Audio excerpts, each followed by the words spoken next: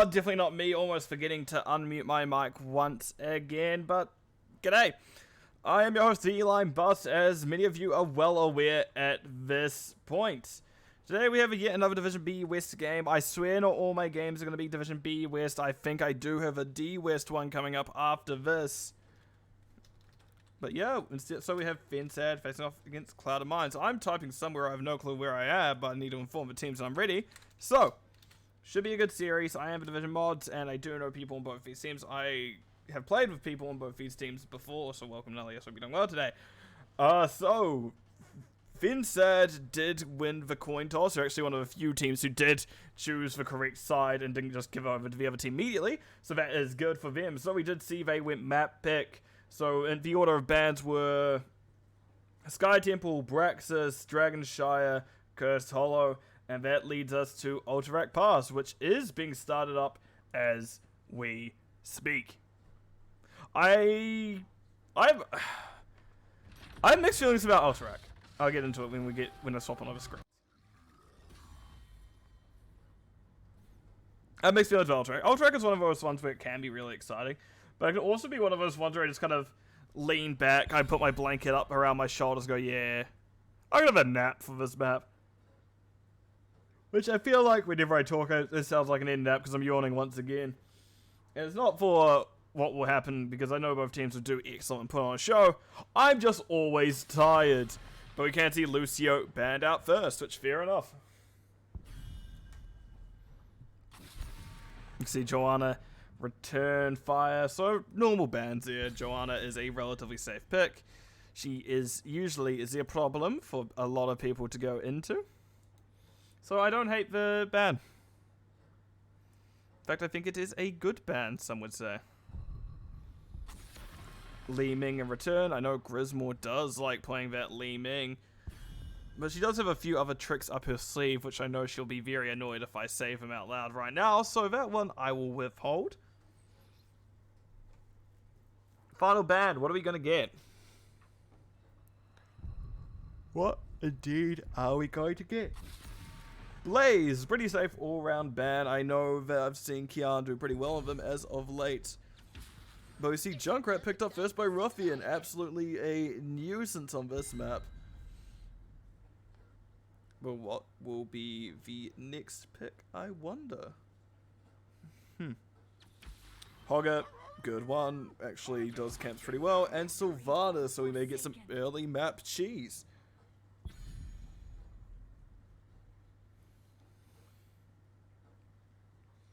Okay, so pretty standard picks so far. Anubrak, Anduin, also pretty good. Peach I've seen on many times with Anduin, Star Knight, Anubrak, also been in the wheelhouse a fair amount, so everything so far is making sense. Yeah, I don't know what else to say about that. Everything so far makes sense. Is my stream frozen? Please don't tell me my stream's frozen, because it doesn't look good. Oh cool, it is working now. Excellent. Malfail banned out, so Kian's starting to get targeted now. Really putting Kian under the pump. Last pick. Tank is still kneeled, heal's still kneeled. Kneeled? Heal is still needed. You see Diablo is picked on too, because that was the other one. One of the roles needed. Well, it's one of the two roles needed tank. I imagine we're going to see healer damage picked up here. Healer Orphea. Rhaegar? Rhaegar Orphea? Brightwing. Muradin, okay. Fair enough, those are pretty good all-round picks. Muradin can provide a very good wall, can be a good engage, and has a good escape if need be. And Brightwing well has that phase shift, and Polymorph is a hell of a thing, can absolutely ruin Anubrak's engages once they go in. Just see them get polymorphed immediately after the burrow charge, and that is a very squishy bug. Let's go fensad, says give me more. But we see Vala and Imperius rounding out the composition, and oh look, is it going to be over here?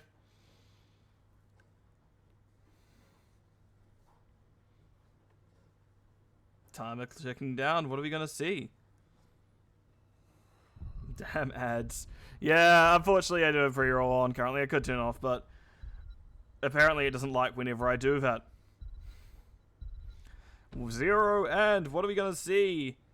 It is Jaina. I'm going to be honest, I am indeed surprised by this pick. It can do very well with what is being set up. I imagine we may see a mind control Sylvanas in, but I can't guarantee it. But these comps pretty much good all round anyway. They always ban Lucio. Yeah, understandably so. Lucio is a... I think you recall you saying at some point that Robot Wizard was very much a Lucio main at some point. Alright, we are counting down. I'm going to open the opening reel, and I'll catch you guys in the game. See you very shortly.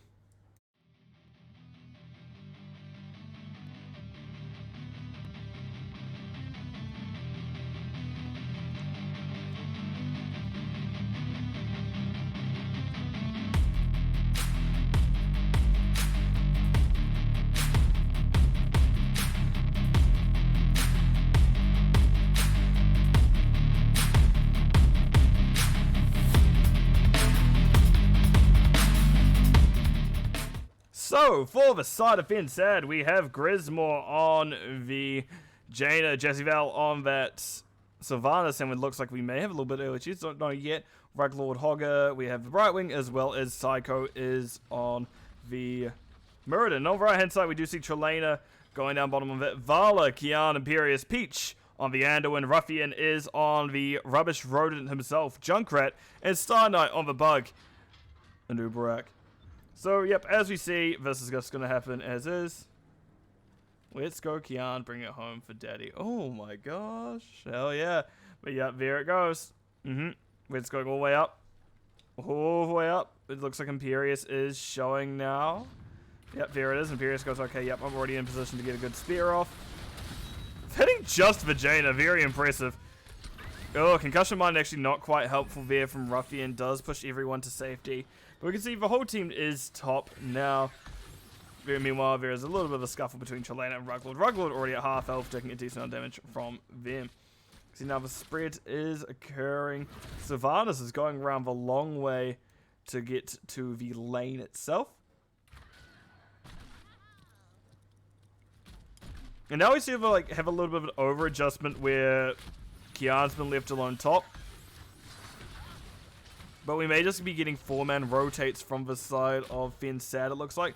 Because they're just quick clearing wave. Being heading up because we see Jaina and Robot Wizard now making their way up here. Imperious not known for their wave clear. Well, this battle was a bit more even bottom than it was for Hogger. As these are both heroes that do pretty well into each other. Q quest from Vala, so will not be the Gambit talent. And Nubrak not quite in position to dive. Also, Hogger has just finished your own camp, and Ruffian finished theirs along with the help of Peach. So pretty good timing even both at the same time. So other things to note is we do have the Jaina, as always, has Frostbite, and we have Fingers of Frost this time. So 20 globes quest. Once you get globes, you get spell, extra power damage of Frostbite, and each globe gives you an extra amount of mana gain per second. Oh, Jezebel gets stunned once. No second stun. Kian rotated down to get some nice little W onto Jezebel. I was thinking about getting aggressive, but cannot. And both teams getting 4 roughly the same time. Piercing Light and Wind quest to note here. And 2 other team members still thinking about what they are wanting to pick up, but they do get there in the end. Hogger has been rotated onto by Junkrat. Does get out safely, does just do a little bit of hog spin, and, well, Hogger's safe. Wow, look at that.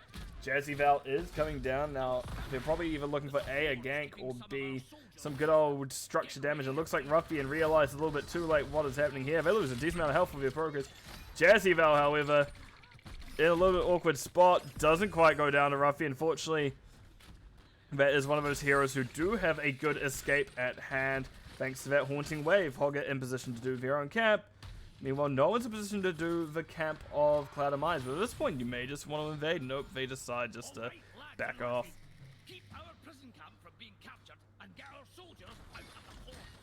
Hogger is so quick at doing that, man. Oh my god. I say mid-yawn as I realize I'm actually quite tired today. Muradin slaps the ground in anger. Welcome, Nor. Hope you're doing well. We have Imperius now trying to deal with Sylvanas top again.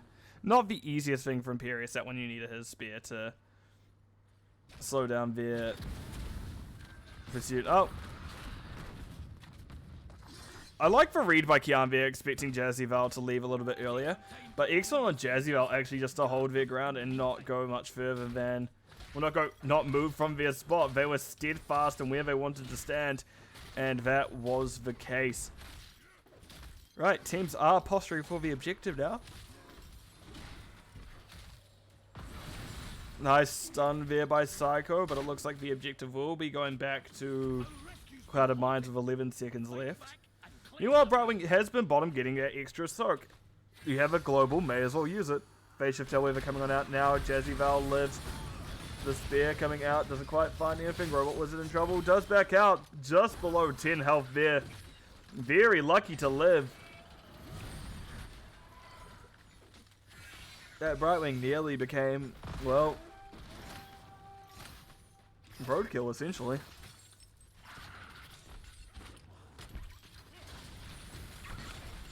And Psycho's been flipped over the wall by Junkrat Concussion Mine. Nice dive by Star Knight, straight onto Jazzyval. Jazzyval has been forced out. Pull onto Star Knight. Star Knight gets a little bit longer, but Ruffian doesn't get the same longevity for their life and does die. Unfortunate for them. And now we're back at posturing around objective.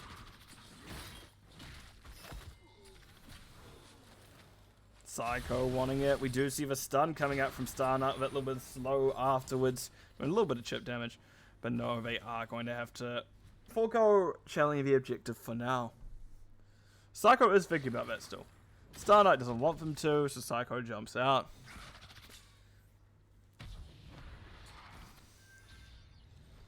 Camp picked up by Clouded Minds. Fensad picking up their own now. Hogger was on that. There is Junkrat Trap doing its thing. Psycho just being peppered by these explosions. See both teams getting their 10s, but it will be Fensad getting their first at this rate. Just because they did have the Brightwing picking up offlane soak for so much longer that this advantage has been forwarded to them. And Rugboard is in chase, and we do have talent picked up, so I imagine we're going to see them pierce onto the objective.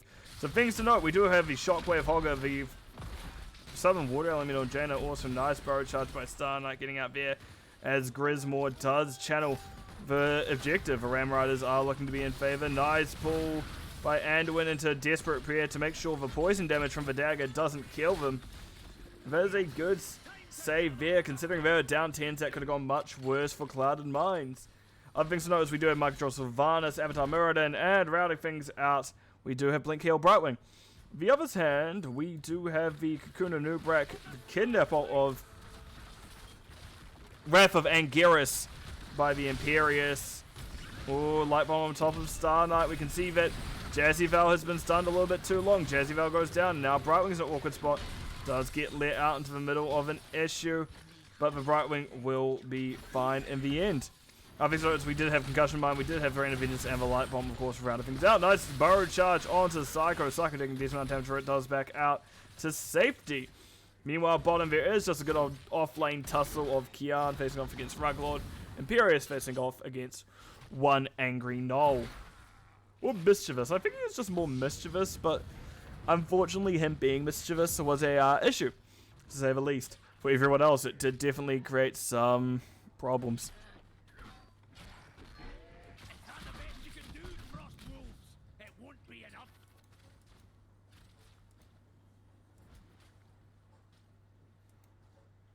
I'm just checking a few things. Sorry about this. There we go. And I'm back. Oh. A little bit of scuffle between the bug and the dwarf.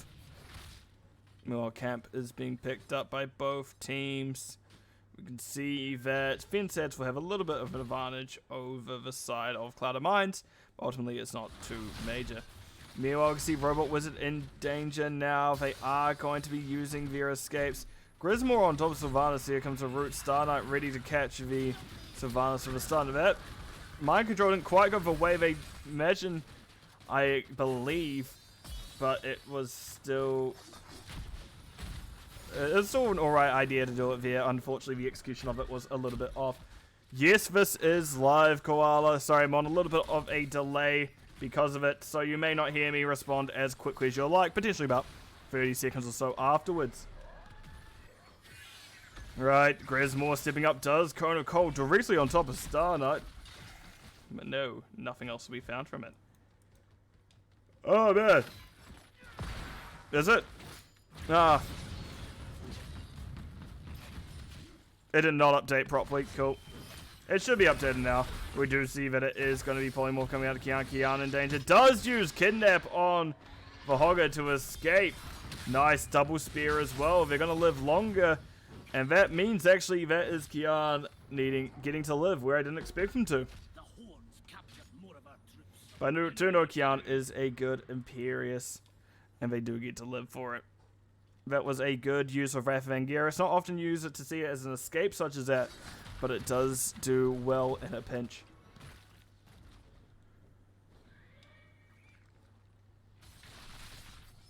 I should go to bed, man. I'm tired. No, I got other stuff after this, but we see Sylvanas has come bottom with Black Arrow. Kian now responding, falling just short of Jazzyval. That is Water Elemental drop now as well. Kian unfortunately cannot hold out against all this damage, as that fort is slowly dropping. Mind control point blank onto Star Knight. That is a stun coming out to Grismore. Jazzyval's in trouble. But actually Brightwing eats the Cocoon. There's Cocoon on Brightwing. Brightwing does cleanse itself, get out. That is a good knockback from Ruglord, meaning that the Light Bomb doesn't find its target, all while we can see that Ruffian peppering people from above. And now we're coming back to the objective phase. Sure, Camp was still at least pushing for Cloud of Mines, but didn't get very far.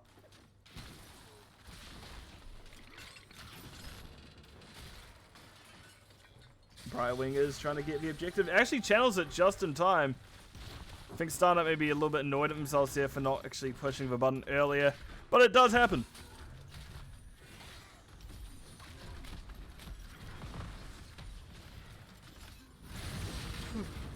Also not bottom fort did drop. Oh, nice double stun by Kian, but we can see there is definitely a follow-up there. Trelana did well, and that was Grismore just blowing up. They weren't allowed to exist anymore, and sometimes that does happen. 24 seconds left on the objective for Cloud fensad, as we see Cloud of Mines is going to be pushing in. Nice spear into Jazzyval. Jazzyval in trouble. Does get hit with the Wrath of Anguirus. Drop directly in the middle of things, and that's them going down. Ooh, Star Knight getting aggressive now. Turns the corner just in time. Ruglord realizes they need to give it and backs out. And now we can see we're in a spot where the advantage is in favor of Cloud of Mines. They do have the objective slightly further in their favor itself. It looks like everyone except Inupiak gonna not be tied for 5 seconds. I'm just a boy who needs to nap. But we can see objective did go over to the side of Cloud of Mines. A little bit of reverse from last time, but definitely what you needed. And the question here is, will the objective balance things out? Will it do nothing? Or will it kind of keep the game state the same? Really hard to tell from here. It looks like Imperious may get away with a little bit. No, Hogger is rotating down themselves, so they can clear it pretty quick. We'll see Brightwing and Junkrat pushing it out top. Junkrat may be able to do actually pretty decent clear on the waves itself, but meanwhile we can see the big old tussle happening mid. Psycho and Star Knight in a little bit of a slap fight there. Comes the Light Bomb out. Unfortunately, a little bit short. Brightwing does phase shift down. We can see Jazzyval taking a lot. Pops Will of Forsaken. Does have to leave. But that does mean Junkrat was left alone top. You can see that the Brightwing is rotating up. Psycho on their way as well.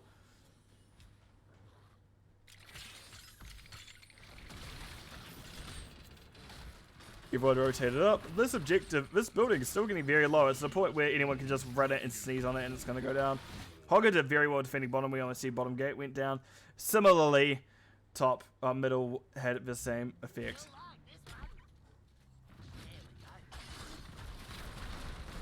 Nice dive, and Psycho has been left alone. Does have Dwarf launch by the looks of things, so backs out to safety pretty easily. Yep, indeed we do have the Dwarf launch.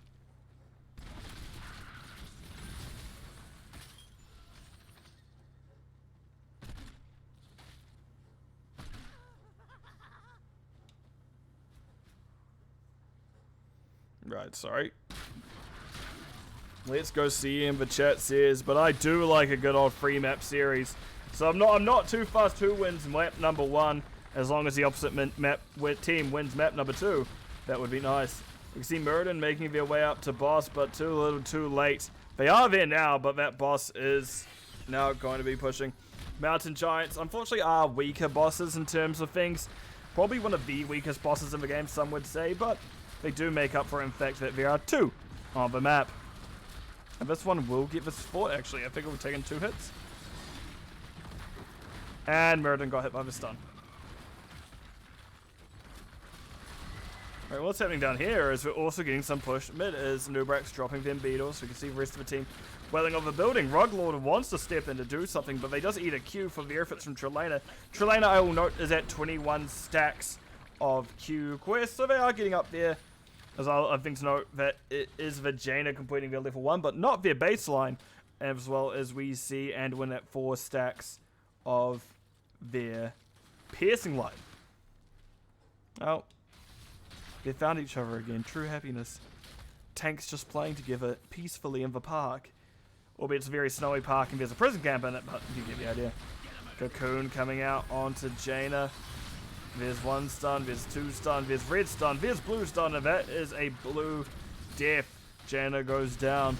Psycho does jump out of danger. We can see the Chess and Kian did use that Valorous Pursuit. I think that's what it's called.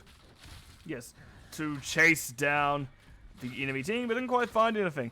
And unfortunate that they did lose Jaina there. That's a large chunk of damage off the table.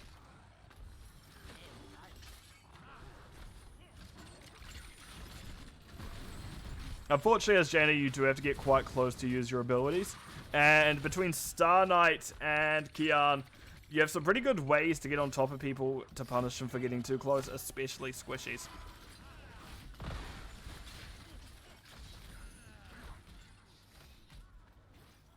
Right. 20 seconds left on objective. Someone got the reference at least. And oh, that is a Junkrat trap hitting the jump. Psycho actually no jump, and it looks like they're absolutely eating the damage for mind control of the Star Knight, so they couldn't dive onto the target they needed. We can see they are starting to back up. Nice stun and Cocoon on the Hogger. That's a lot of the damage gone. Nice double stun onto Psycho. But no, they jump out to safety. Hogger is going to hog spin to their death. Okay, I'll keep it in mind. Stun onto the Jaina. They did get hit by the Wrath of Anguirus and go down. Speaking of Wrath of Anguirus, we see both teams have 20s now. And we do have Rewind on the Nubrak. Oh, speaking of the Nubrak, they do manage to dive onto Murden. That's a kill onto them. Jazzyvel teleports out at the last second, and I will make a note of that as well. The Ekdar, so that is second in queue. Peach go for root, doesn't quite find it, went for a heal. Most people are at full except Kian. Kian does go for the spear on the right wing, but cannot find purchase. It looks like they are just going to make the safe play. Cloud of Mines are just going to be opening up the whole map. They're going to close this in the meantime until there is a little bit of a lull in the game, and if not, well then I guess that's going to, I will recap things at the end. We can see now this middle fort is going down, but it looks like Hogger is back. Jaina is not too far away. And Muradin's just a little bit further past that. The only thing you don't want to do is you don't want anyone to die here. We can see a nice stun coming out onto Sylvanas, but Sylvanas did pop well for a second. But we see Paul coming out now onto Kian as no control goes through the team. Hogger trying their best, does run out of it, and that is actually the core going down just as Sylvanas died. So that is the first map of the series going on over to the side of Clouded Mines. GG's. Didn't know it was quite going to end like that, but it sure did. So, map number 1 is in favor of Clouded Mines. Actually, relatively low kills for both sides. 1 for fensad, not ideal, but 8 I should say, for Clouded Minds, which for Alterac can be pretty low. Also, welcome, Pink Blackout. Hope you are doing well. Oh, Tiger, welcome as well. I hope everyone's doing well this evening. I am in a nice, like, kind of snoozy mood, but otherwise I'm doing alright. So things to note is we do have Hogger and Imperius doing relatively even siege, and actually Imperius did start to pull ahead by the end of it, but that level 7 can do work in the offlane. You can see that did make sense in terms of stock, 20k for Imperius to 16k on Hogger. In terms of hero damage, we do see Vala at 49k compared to Sylvanas' 32. So pretty good stuff by Clouded Minds here, and healing. Peach didn't quite have as much to heal as Brightwing. Brightwing did do 64k, and themselves did try their best, but couldn't quite keep up with the damage coming in. Also, thank you, Targa, for the 44 bits. Having a look at talents as well, real quick. Pink's trolling. How is Pink trolling? Bruh, fair enough. But yeah, looking at things, some pretty good 20s picked up as well. I do like Wintermute on Jaina. In terms of talents, I am always interested in Kian's Imperius build because they do a lot better with Imperius than I ever have. And I don't know if it's their build and I just use some dumb build, or it is just they are much better of a player than I am, which is also true. They are a better player than I am. But yeah, that was a good all-round game from both teams. And let me just check. I couldn't see any map yet. So what I'm going to do is go on over to the map view screen.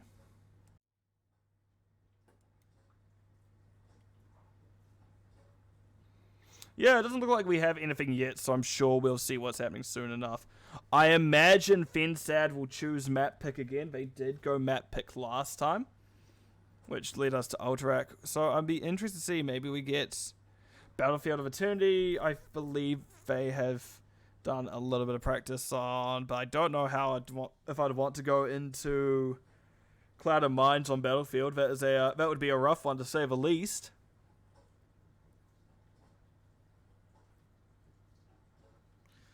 I'm just like making sure I haven't missed anything. So I'm just like scrolling up. Nope, I haven't. Good. I can't see a fensad emote in the NGS channel, so I know I'm doing alright so far.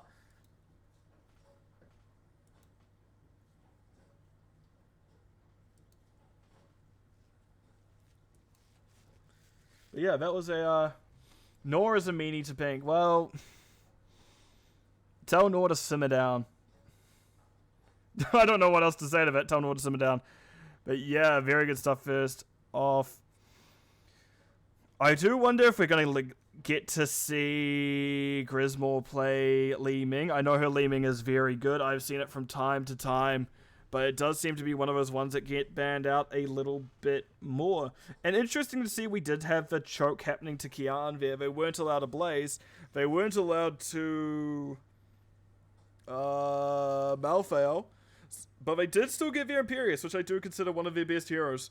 So we may see them have even more of a struggle this time around to get the hero they want to get. I actually can't remember what the other ban was, that map. My memory is not amazing to say the least. But I'm sure both teams are having a decent discussion about things as we speak, as they are still on the score screens. Let's have a look at things. Because I do wonder, what is fensad going to choose? What is their maps? Stats of a Storm, show me your wisdom. It's loading team details, never mind.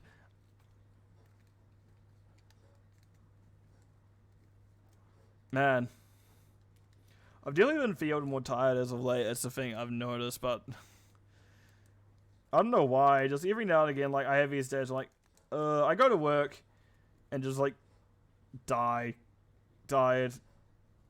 complain. I do love complaining. If anyone listens to my streams, they will know I love complaining, because I know what's around the corner is going to be like Infernal Shrines, because I can see that fensad do like going to Infernal Shrines a fair amount, so I would expect that to appear shortly.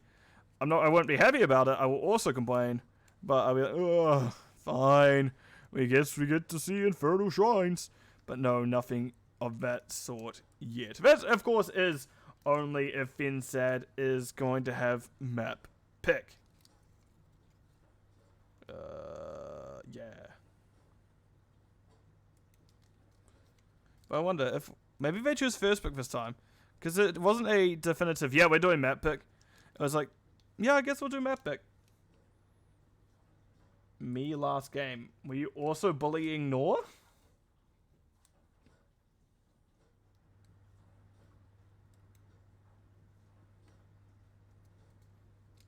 No, it's not Infernal Shrines yet. Calm down. No map has been picked. It's not Infernal Shrines. I just like complaining about Infernal Shrines. It looks like I've been invited to a lobby, so I'll see soon enough what it is. And I feel like I'm about to be... No, I'm not about to be angry. We do, in fact, have Tomb of the Spider Butts. And it looks like I was correct in the fact that it was fensad with map pick this time around. Yeah, and let's just say I am ready when the teams are as well. I didn't see the lobby link. Someone just went, invite, it's easier. I'm like, oh, okay, I guess I'll join. I guess I'll begrudgingly join. No, I will not begrudgingly join. I do very much enjoy it. Tomb of the Spider Queen. But as we hear, we are getting Tomb of the Spider Queen, so let me swap it over. So, first pick over to the side of Cloud and Mines. Are we going to have the same bands as last time? So, like, what was it? Lucio and Li Ming for the side of... Oh, yep, there's the Lucio band for Cloud and Mines. Do we get a... Joanna. That was what they banned out first last time, I believe. fensad did. That is... Hoping my memory is...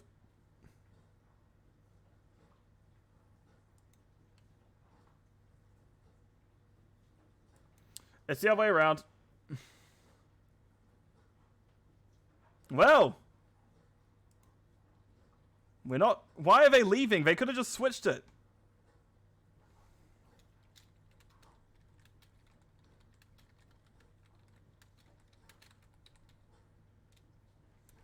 No. We're going to be waiting a little bit longer, it appears, as there was a brief disconnect. Now I have to sit here crossing my arms going, God damn it. People wasted my time. No, it's fair enough. They're just making sure they do have things correctly set up. Greek Fire says fensad coming in with a reverse sweep. Well, I at least want half of that. I at least want to get to map number 3. It feels like a lot of the times I end up casting 2 map series. I don't know if it's how I am as a person. I just curse everyone else. Or whether it is...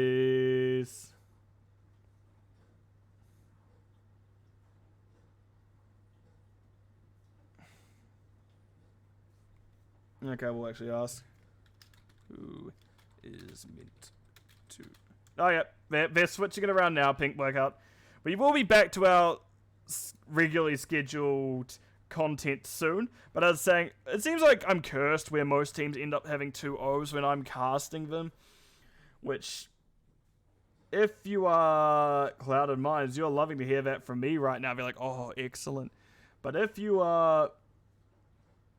fensad, you're like, wait, no, I don't want this to be true.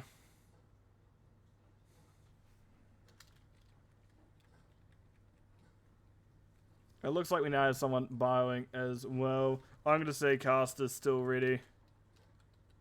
And hopefully we can get the show on the road in just a few moments. I typed before they could ask me. I am onto it today. But yep. I imagine we may actually see different bands now that I think about it, considering that it was that original confusion. So that means the map pick was actually Cloud of Mines. So fensad elopted?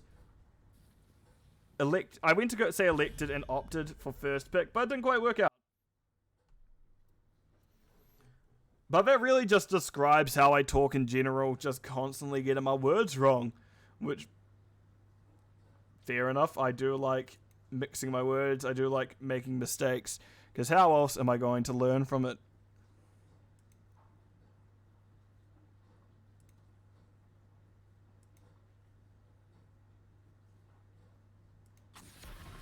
And we see Sylvanas is banned out first. Don't want Trelena on that Sylvanas this time around. We can see Vin Lucio picked up.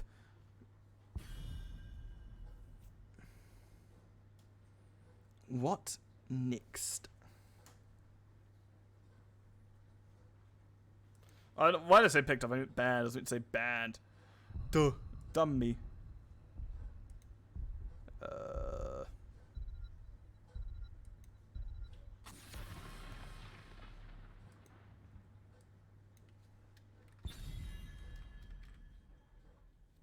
Right. We're getting a lot more damage banned out this time. Kian may actually be able to play the hero he wants to this time around. And we can see that Junkrat is picked up as well. The Crusade calls. The Crusade calls from Joanna.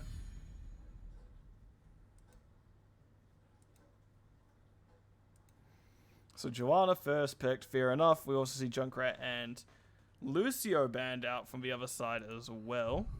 Interesting choices here today.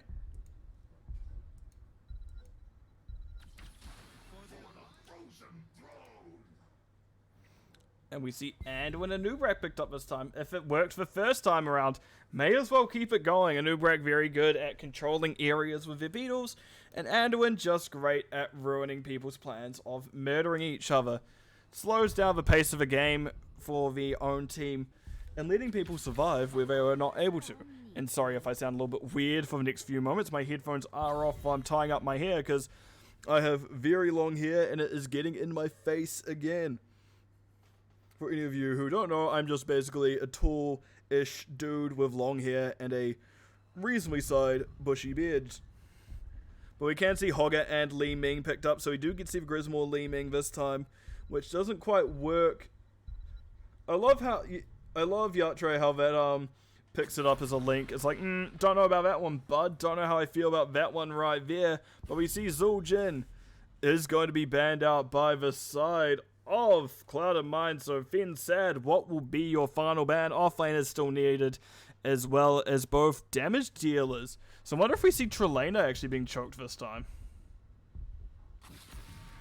And it is Blaze. So nope, doesn't want to deal with a Blaze. And fair enough, Blaze is a hell of a problem to deal with. May as well get rid of it so you don't have to run into that problem. Right, what is the next two picks going to be? We know what the offlane is, so if you are Kian, you're like, I don't need to go immediately. It looks like we're going to have Raynor and Jaina picked up by Trelena and Ruffian respectively. So what is last is both the healer and the other damage dealer. Tychus could be good here. If you play the Tychus, that is. I'm trying to think what else would be good. The problem is I don't know everyone's hero pools. Brightwing picked up again. Yep, makes sense. And Hanzo this time. I do like Hanzo does keep vision of the objectives. It makes it harder for you in general to move around. So just one pick left. Whether it's going to be Malphite or Imperius, I'm not quite sure. I'm sure Kian does have other heroes they do pick up every now and again. I just haven't really looked at it. That's not something I've actively scouted. And it looks like it is just going to be Imperius once again, which I did imagine was going to be the case. As Imperius is a hero they do very well on.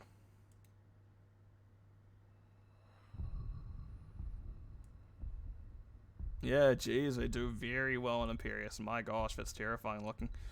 But we are counting down. We'll be getting into the game in a few moments. So let's see how this game goes, shall we? I'll catch you all on the other side of the opening screen. It should be exciting.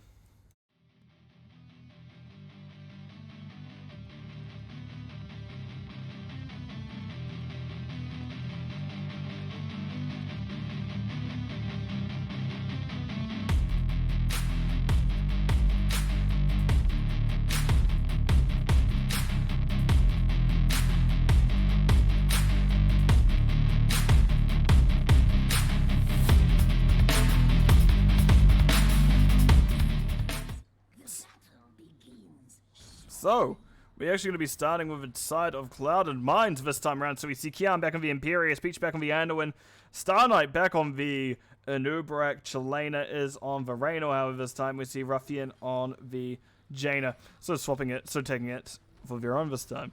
On the other side, we do have Ruglord back on the Hogger. Psycho, however, is on Joe this time. Robot Wizard back on Brightwing. Grismore on the Li Ming, and Jazzy Val is on the Hanzo. So there are our heroes. Here comes the match. Let's see how this goes. It won't be over in a flash. Is it Greek? I have never really looked at it too hard. I figure I remember seeing Kian's name in there, as well as ICC Valkyries, but I'm pretty bad at remembering names all in all. See Orbs doing decent amount of clear. Grismore trying their best. See, meanwhile, Kian already gone bottom. They're going to try and get what they can in terms of globe. You can see Grismore is just going to be doing good old Li Ming Siege on one of the towers, just standing awkwardly to the side. Things to note is we do have the Hanzo going scatter build, as well as Fingers of Frost on Jaina. Trelena is going to be doing their best. Does be blinded, so they do back up. And they have got Ace of the Hole, so they are that kind of more PvP style, PvP style centric build. Nice. Ruglord doesn't quite hit that easy for a dynamite. We're just looking at the offlane, just literally in a rhythm, just both hitting minions anyway. Going back up here, because the offlane is boring, and that's coming from an offlane play. No, I'm joking. I really enjoy the offlane, I just know it's not everyone's cup of tea, especially to watch. But we are getting double rotates. Psycho is looking to slow everyone down. Nice free-man shield glare to just slow down the rotation. Phase shift coming out on Hogger, I imagine. That's because we see Kian was getting pretty low. Did go back for a spear, but couldn't quite find anything there. And if you see that phase shift come out, if I'm Clouded Minds, like, cool, this is where we start bullying a little bit. That phase shift isn't the quickest of cooldowns to come back. And Psycho is allowed just to step up and get the minions. Good dodges by Star Knight, making sure Jazzy Val can't get many hits in. Because even Jazzy Val is in a annoying situation where they are only at 6 stacks. They do need a little bit more still. I wish I could stop yawning. We see Trelena is going to be finishing up wave, but they can't quite step up to get the gems. Star Knight can, however. No, they can't. They're forced out. And now we see both teams are actually relatively even in terms of gem counts. Ruffy and Peach coming up a long way around. Did get their own bruiser camp out, so that is a good thing to have. Even if it is this early on, you can do a decent amount with it. We can see Hogger has just gotten their own. So if you're this, as I say, if you're the side of Clouded Minds, I may not want to clear that too fast, because if you can get a clash here, you're in a pretty good spot. And that is a good kill onto Han, so a few gems lost. And we now see that it is a slight gem advantage over the Clouded Minds, as Psycho has made their way down here now. Nice double stun by Star Knight. They shift out onto Ruglord, and they do clear out most of the camp. Polymorph onto Reno. Reno not allowed to shoot anyone, and the Morval Imperious is slowly clearing bottom. If I wanted a more chill moment, I'll just come look at the off lane while I have a drink. It's like, yeah, a peaceful off lane, constant fighting, clear some minions, fight, clear some minions, fight again. You know, that sort of thing. See, Ruglord does clear faster currently, though Kian does hit a nice spear. Ruglord is being forced out a little bit there. I think, no, as we look back up, Trelena is clearing minions. I'm also going to open this to see what is happening in terms of talents, because we are coming up on 7 very soon. Subdue, Joanna. Both teams have turned in very, well, exactly for one team, a little bit more for the other. And it is going to be Clouded Minds forced. Well, actually, it was fensad forced on out by Clouded Minds. Star Knight gets Beetle Booty hit a little bit too hard for their liking, as they do back on up. A Ruffian does have the warding arrow on them. They will be seen no matter where they run. Oh, a lot of damage onto Joanna. Joanna does pop Iron Skin to get out, as we did see Brightwing popping that spell armor on top of him. Kian trying to get the 24 in, but Ruglord will not let it happen. See Kian going for the chase. Does a nice spear. That is him going to be taking a decent amount of damage for it, but no, nothing will go down there. Going back to the constant roulette that is the eternal conflict of top point. Psycho is finally getting their 24 turned in. Star Knights realize what is happening. They can't stop it. And Psycho gets it before the stun comes from Star. Meanwhile, Trelena does finally get that turn in. Kian chasing down Ruglord, but no, nothing to be found from them. Now Trelena does need to try hold out Ruglord. Does miss for Q. That is unfortunate. And that Web Weaver phase will be going over to red team. Ruglord did try to go for something a little bit tricky there, but they are not the densely packed powder at level 7, so they can't just spread their bombs everywhere. Well, they're easy for dynamite everywhere, I should say. Unfortunately for Kian does have better wave clear now. They do have their AoE auto attacks, so they are allowed to do things a little bit more. Oh, Trelena does find Psycho and Jazzy Val in a bush. Jazzy Val does get rooted for their positioning. Unfortunately, Star Knight did miss the stun onto Joanna, but it wouldn't have mattered anyway as the Iron Skin was popped. Root finding just Grismore. Grismore's like, what the hell, man? As she just throws an orb in defiance to the man, trying to keep her down. We see a pushback from Trelena. Trelena slowly shooting that turret, but it is looking like the Web Weaver goes down right as it releases its last web wave. So Web Weaver did pretty well in that regard, at least got the front gate open, but now we see Psycho is pressing up, does get stunned, double stun from Star Knight. Trelena all for while wailing on them with their ace in the hole, and well, that is a dead Joe. Very unfortunate for them, and we can see the gem count is still live for fensad. They have more than enough, they have 32 more than enough, but now we see that it is just going to be time to drop the fort and make ourselves a lot of space, as that is a good push from the side of Clouded Mines. Right, objective being turned in by Clouded Mine once again. They're just melting to make sure they don't die with any gems on them. Like, yeah, sure, they're still 7 short, but they're also carrying 0, so if they do drop them, you're not going to lose any. Grismore turning in, and nope, Star Knight does not allow them to do so. And they try to turn in directly on top of the spikes that Star Knight left behind. Cocoon used? I don't know about Star Knight using Cocoon there. That does seem like a little bit of a weird choice. I do understand if it is you're just trying to stall out Grismore from turning in, who did have a turn in itself. But you're removing a lot of your own utility and pressure in that one button push. Like, sure, at least you have the objective out mid to help clear the Web Weavers, but you did just use a rather large cooldown to do it, and also can note that Jaina did just go down, thank you to Dragon Arrow from Hanzo. In all honesty, that's why you should probably pick up over Dragon Strike. That really was not in the question, was it? Dragon Strike is considered a little bit of meme by a lot of people. You see Peach and Star Knight backing on up. Same for Trelena, not wanting to get caught out by any Joanna Blessed Shields. Albeit I know there isn't any up, it is still scary just the thought of it appearing out of nowhere. Oh, we know where it's coming from, as it's Joanna. That one's obvious, but if she's like hidden in a bush or something, that becomes very scary. Yeah, his front gate down. Nice dive onto Brightwing. Brightwing does blink heal out. You can see that Joe is doing a lot to both Ruffian and Trelena. Those two damage dealers getting a little bit slapped around by the Joanna. I know what we do see eventually, it is going to be a rotate mid to see if we can clear out mid. And that is a lot of damage going out to Psycho. That is a nice double stun with the Anduin Light Bomb. And that is both Brightwing and Joanna down. Unfortunately for Brightwing, they phase shifted right into the bomb. And we can see now the, oh my gosh, Wrath of Anguirus coming out from Imperius. We do see, however, Dragon Arrow will be there. Unfortunately, their demise as they get stunned out of anything else. If they're level 20, that would have healed them enough to live. But unfortunately, not this time. Jazzy Val looking to step in. Star Knight body blocks well enough. See that is a return in now over to Red Web Weavers. Ruglord is just going to push a little bit more because they do have a nice wave with them.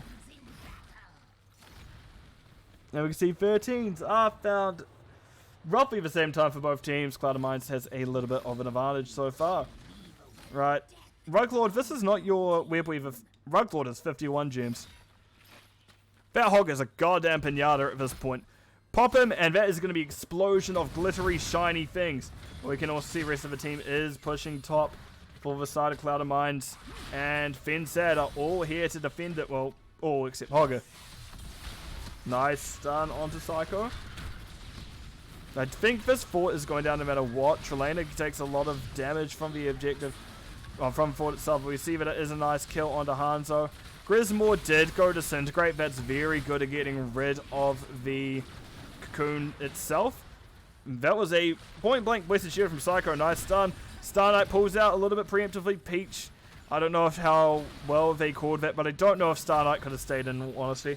As that long under the fort may have been a death sentence thing, such as Leeming and Brightwing. Polymorph is a hell of a thing. Oh, goodbye, Hogger. Hogger just hog spinning out. We're going, I don't need this. Woo! As they disappear. Oh, we do see that it hits just Trelena. Oh, that is a finish by the Brightwing. Ruffian is the next one to go down. Kian and Peach now the ones in trouble. Nice spear. You see the root coming out from Peach. Nice double root. Imperius is bringing them her way. Peach does have the pull, actually. And they are able to get out to safety. Oh, never mind. Safe enough. Jazzy Val does hit Kian with a scatter. Doesn't quite hit the Q that time, however. And now we can see Trelena halving in a relatively safe spot. A Grismore and Robot Wizard are going to be doing the siege that they can. Yeah. Oh, yeah. Phase shift coming out to Hogger, as we do see they're working lower on the camp, but it does get picked up relatively safely. And it is the own bruiser of Cloud of Mines available, but instead they are looking at boss, making sure no one's being cheeky up there. It looks like Hogger will have a turn himself bottom with 2 to spare. 57 they had, 55 needed.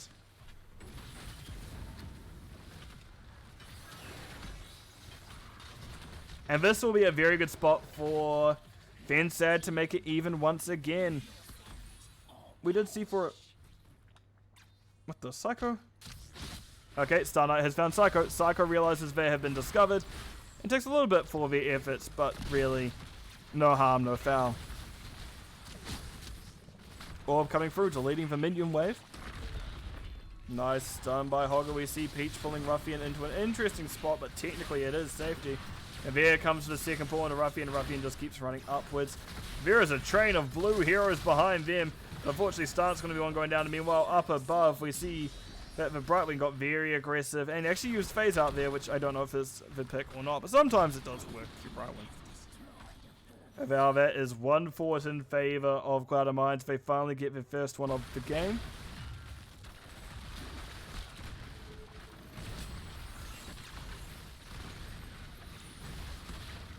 Trelena and Peach doing their best to hold back the tide. That is fensad. Meanwhile, Imperius, Kian holding out Ruglord a little bit longer. But no, it looks like they will be rotating up now. No, they're not going to push him. They're just going to help clear. And unfortunately, that few moments here means Hogger has been able to get enough of this, where the rest of fensad are able to rotate through it and take it down. They're planning on doing the same with bottom is the question. No, they are not. Camp has been checked as well. Oh, wait, yes, they are.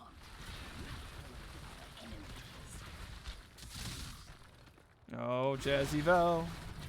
They might. Jazzy Val has mounted archery, so they are able to get out safe enough. Imperius goes for the... I nearly called it seismic toss. I don't know if that's incorrect. Wrath of Angeros went for the kidnap ult, but unfortunately did not make it this time. Very well watered Jaina. Water Elemental Jaina was peppering down everyone, but unfortunately doesn't quite do enough damage on its own. It really is there to help buff Jaina of itself. Dragon Arrow coming through, doesn't quite find anything and is going to the core. But back over here where the fight is actually happening, you see that it is Joanna taking a decent amount, needing to pop Iron Skin to escape. And now we can see everyone pushing on in. No full commit here. Both teams are turning, both teams equal gems. We see Psycho, Jazzy, and Grismore turning in bottom. And I think Grismore won't quite have enough to finish on their own. That would need to have been Robot Wizard. He's trying to turn in the last bit 12. No team would step in time, and Ironskin, however, pops just in time by Psycho. Nope. And bottom fort goes down. So now we're in a position where fensad has the advantage. Maybe not for long. But if I was, sorry, I was itching my ear. If I was the side of Clouded Mines, I would probably have pushed in this middle one, as you can definitely get more value out of it than the other lanes.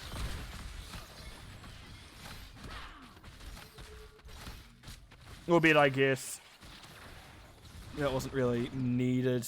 And a little bit more risky. Star Knight posturing does see everyone else.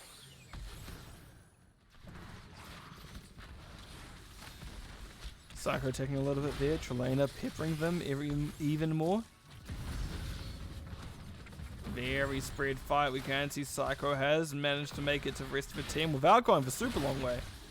Just took some a little bit longer than they would like. And that is the Web Weaver phase going down. Oh, two parts of Web Weaver phase going down, I should say. There is still the third bottom.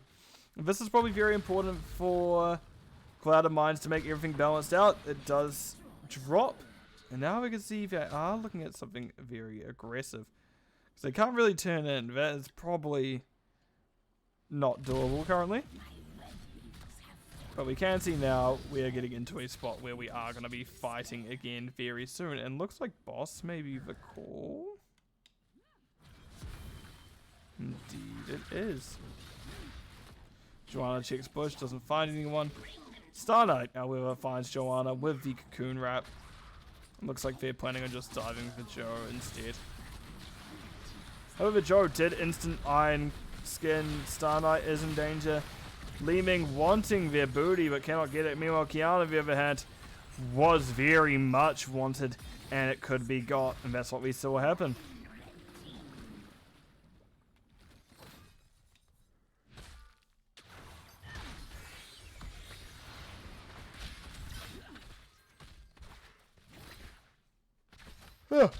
Right, sorry about that. Blue Web Weavers are making their way up. I think they all landed pretty far back, so to speak. Yeah, looks like you want to go top middle, but I guess that is everyone from fensad where he tops, so this is really the spot you do need to hold. Robot Wizard does use phase out quite early, actually. Don't know if that one's a mistake or not, but we'll have to see how that one goes. Trelena gets hit with the Joe pull, but Joe cannot find the kill there. Nice pull onto Star Knight. Star Knight gets to live a little bit longer than expected. You can see it now, over that's 2 free kills. And that is quickly fallen out of favor of Clouded Mines. It looks like we will be going to a map 3. And saying that unless Kian pops off, which Light Bomb may help him a little bit. Nice triple stun. However, Dragon Arrow goes in return. Grismore uses Calamity on top of Kian. Couldn't quite find the kill on them. And now we can see the core is falling a little bit too fast, a little bit too many spiders on the object core. And that's for the second map of the series, going on to fensad. So we will have a free map series coming on up. I do love to see it. I'm sure everyone else in chat does as well. So let me change it to the game summary screen. I've been slow, so I'm just going to do this. Right. Hero damage. Jazzy Val 50k. Imperious 34k. Definitely a better map for fensad, it seemed at that time. Did definitely go in their favor. There's other things to note is the siege damage. Hugger? Is Hogger just going for a hug? Hogger doing much better than Imperious this time around. 153k siege compared to 108k siege. We see that was reflected in the stock 16k compared to 14. Other than that, everything else kind of makes sense. We see a 63k healing on Brightwing, and only about, what have I done here? I've accidentally moved my mic. And 51k on the Anduin themselves.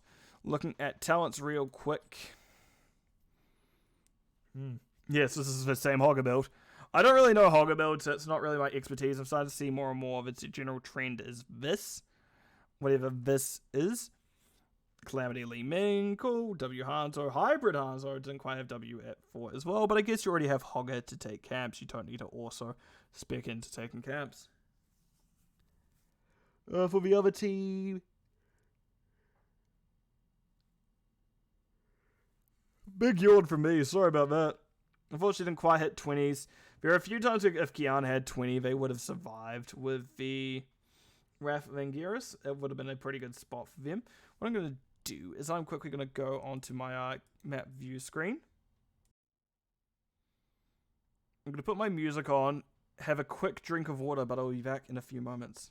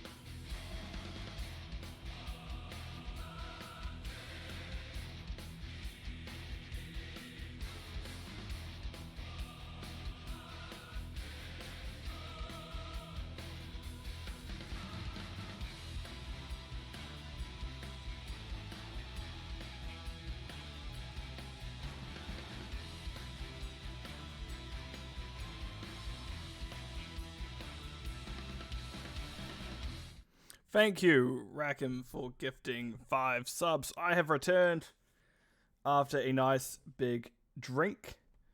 Because, man, I was thirsty. As always.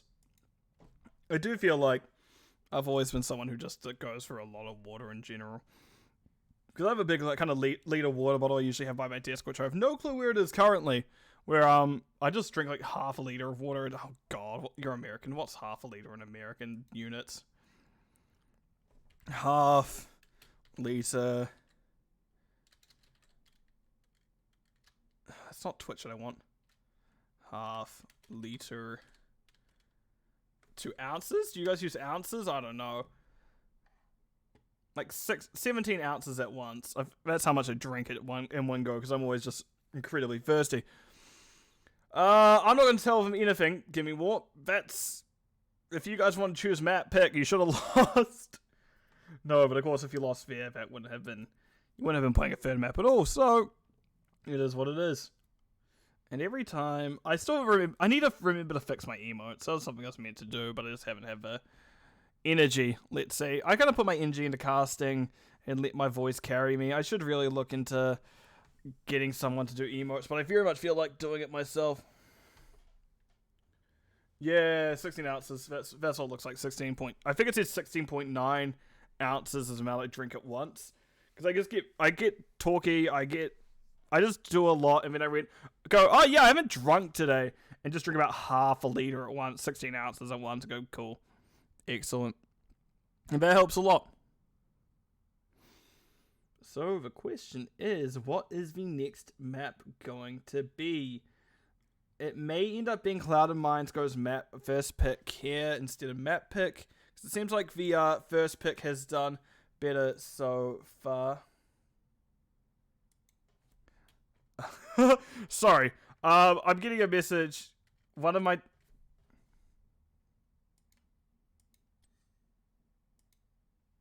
I very much hope you're joking that one of your teammates did not get into an ARAM. Because you may need to get another teammate in to play then. Because, oh boy... That is not what I want to hear. Check DMs.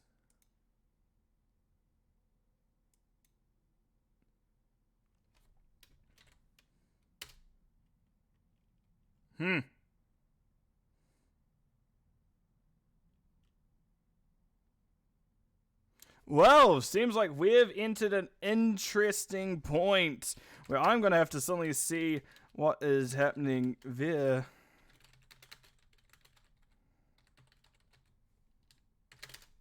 Oh gosh, now I've got to actually do my job as a mod.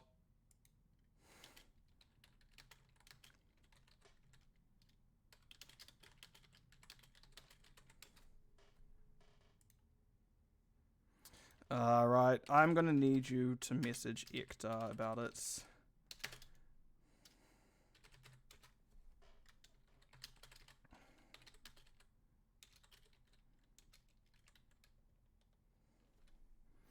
So, we are at an interesting point where one of the team members of fensad have accidentally queued into an ARAM, which I realize is unfortunate. I've done it actually before during a match as well. I had actually a very unfortunate situation where I did have a sub available for me to jump in. If Ecta is available.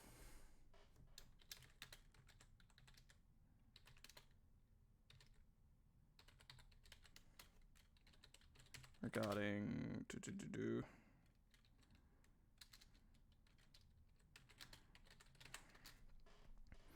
So yeah, that should be an interesting thing to see happen. Also, welcome EasyK93. I hope you're going well. We're in the middle of a 2 maps into a good old series, but it'll be interesting to see what will happen here. Now, I've received a new friend request. Apparently, God only knows who from. Yeah, I'll accept it from him. I actually have room on my friends list for once. So yeah, this will be very interesting to see how this evolves. Either we're going to have to see the fastest ARAM of someone's life happen. Because I guess, in general, I should say... Yep. I guess in general, once the series starts, there is 10 minutes, 15 minutes? I should really know the rules, shouldn't I? Also, welcome, Mother Calls. Hope you are doing well.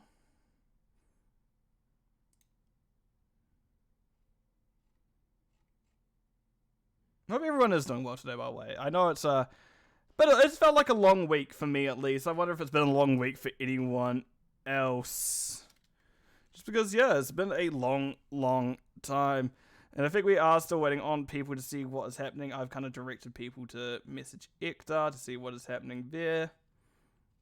Because I can get a little bit lost in my words. I'm already in a spot, an awkward spot as it is.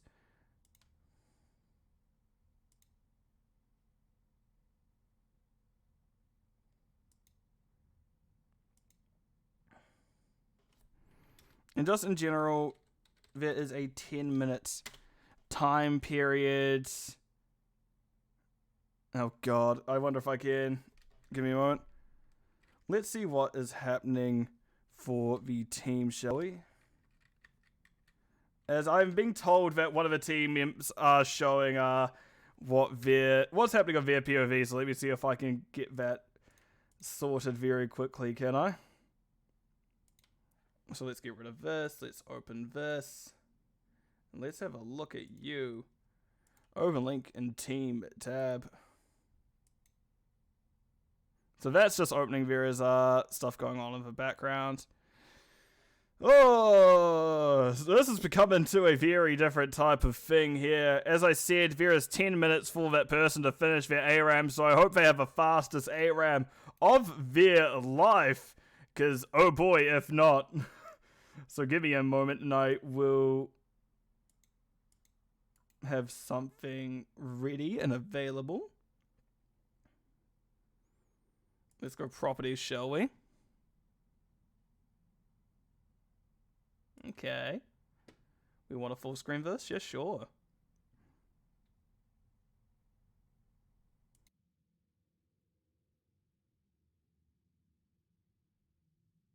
Wait a minute, I realize I don't have audio channels set up on that one properly, don't I? Awkward. Of course, that's how it works, so, plus template. They've not made it easy for me. 2 messages.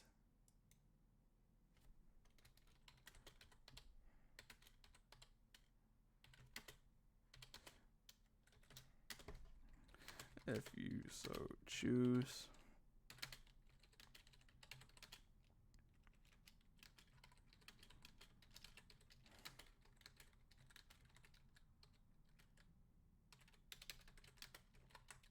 Oh, this is not something I want to be doing while on stream, just trying to get everything organized in the background. So that is happening slowly over there. I'm just trying to get things sorted on my end and let me move everything around. I've directed both teams to Ektar themselves, and it looks like they are trying to get things sorted.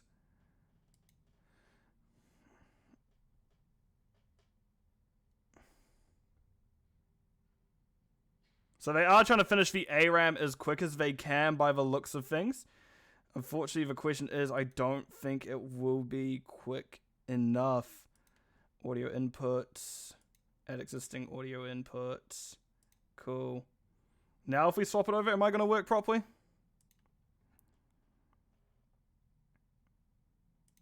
There we go, it is working now. I can see it there. I think I have a tab mute is the only unfortunate thing here.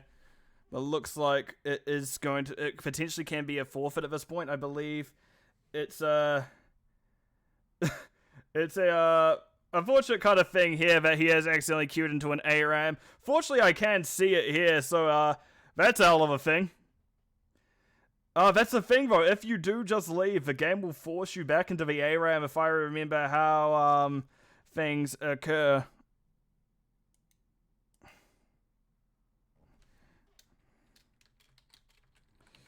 So the question is,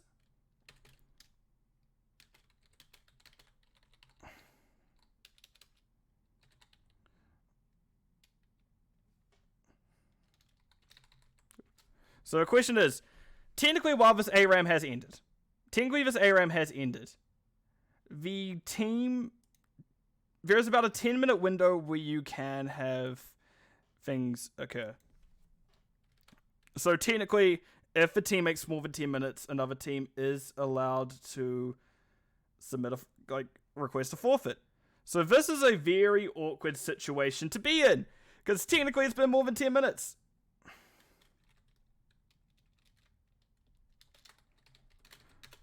Point the teams in your direction.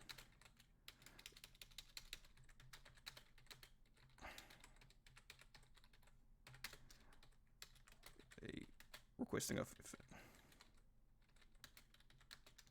So technically, Cloud & Minds has every right to say currently that a forfeit's occurred. That is well within their right. If they choose to still play the match, they can still choose to play the match. So it is very much up to them. I did inform Star Knight that as the 10 minutes has happened, they are okay. They are allowed to do that. So the question is, are we going to go ahead? Yeah, he did.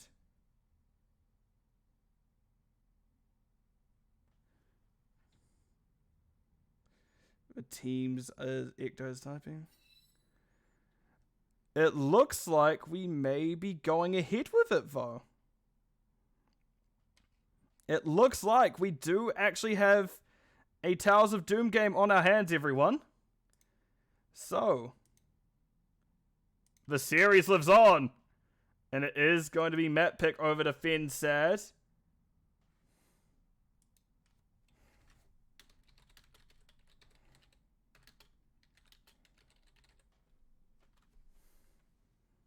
So that will be very much in time. Fortunately, it does sound like that things are still going to be going ahead. But yeah, interesting that it has happened and it is up to the team.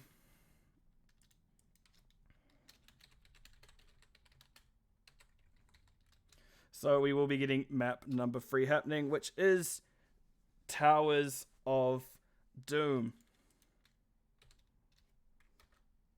So, I don't know how the results are going to be standing after this. It's looking like that Cloud & Minds are more than happy to finish out the series. I guess I'll have to wait for development there, because I did point the teams in the direction of the head mod, as I really don't like moderating while I am casting. But it looks like we are going to have the series rounded out. So it should be a fun one, if definitely not making me go, oh god, no, not like this. Of course, like, it's for one series I get that it is going to happen, of course. One of the few times I am around to cast that this does happen. And it looks like we should be getting into things now.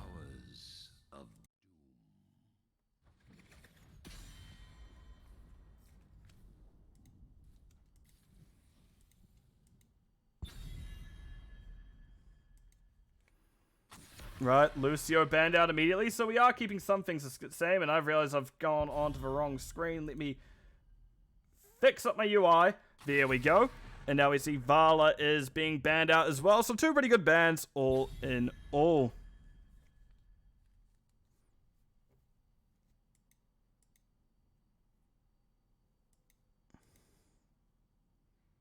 What do we get next is the question.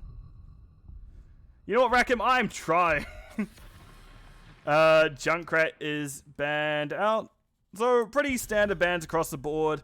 Fensad may end up banning Joanna here once again, as they did last time. And yup, no Joanna to be picked this map. We did get one game with one Joanna, so that is more than nothing. But here we are with no Joanna once again. This round needs me. What am I looking for? My cast. When is that next one meant to be? 4:30, cool. I do still have heaps of time. So, we do see Lee being picked up by Ruffian to start, so Grismore already having that taken away from them. But we do see Anduin and Dahaka picked up, so we're going to have to see Peach on something not Anduin this series. I know they've picked it map 1 and 2, so it'll be very interesting to see what this map number 3 brings from our little healer. I don't know if actually she's little or not. She could be tall. I've never asked. I think maybe it's transport, but we do see a Nubrak and Malthael picked up here. Kian wanting to make sure they get Malthael in before it can get banned out this time, as it is probably one of Malthael's best maps with good wave clear as well as good rotation. Thank you to Honor Pale Horse.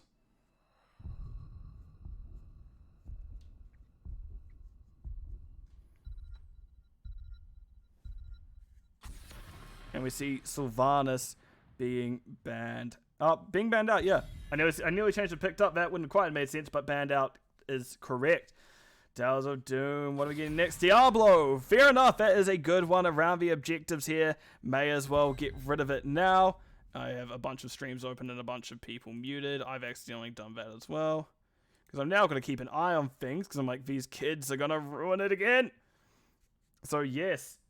Ban number 3 done for both teams now. What is going to be picks number 3 and 4 for the side of Fensad, Muradin, and Orphea? Or again, as one of my friends like to say, Orvea. But right. Picks 4 and 5 for Clouded Minds.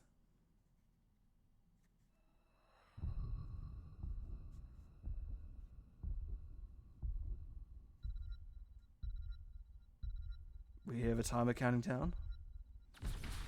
And yep, it is Rhaegar, and we do see Lunara rounding things out. Which I don't know when I last saw Peach playing something not Anduin now I think about it. I can actually have a look at it, can't I? I can open up my good old handy dandy website, look at Clouded Minds, and open up their whatchamacallit hero's profile, see what's happening there. But we are up to the last pick. So what are we going to get for the last person, actually? Tracer.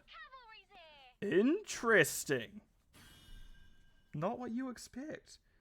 Especially because, well, the Tracer player is usually on heals. And, well, I think I see Jazzyval more often on damage itself. So they are going to do something a little bit interesting here.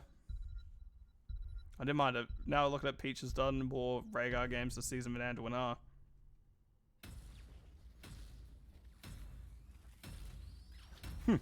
Anyway, the countdown's starting. We're going to get into the game, so I'll catch you on the other side of the opening roll.